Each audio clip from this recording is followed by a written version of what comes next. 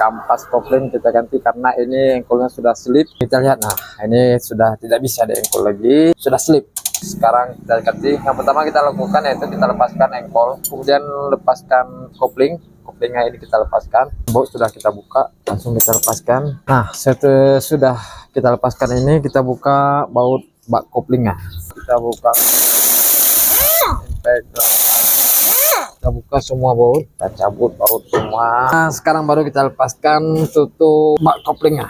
Oke, ini sudah terlepas. Dan untuk penggantian kampas koplingnya, ini kita buka baut rumah koplingnya memakai kunci T8. Ini baut 8, kita lepaskan semua. Tinggal kita lepaskan tutup koplingnya, kemudian baru kita lepaskan kampas koplingnya. Dan sekarang baru kita pasang dengan kampas kopling yang baru.